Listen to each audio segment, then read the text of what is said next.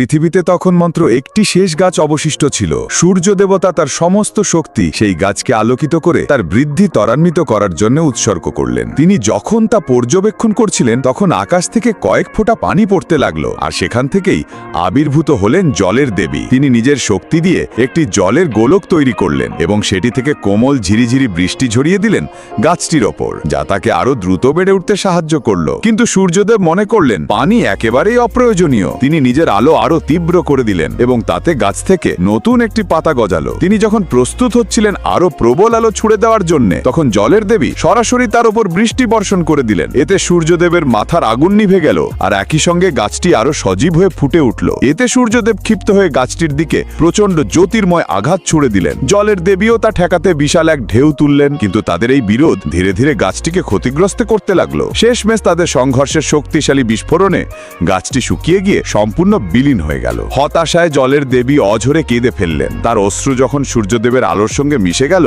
তখনই অলৌকিকভাবে শুকিয়ে যাওয়া গাছটি আবার প্রাণ ফিরে পেতে শুরু করলো।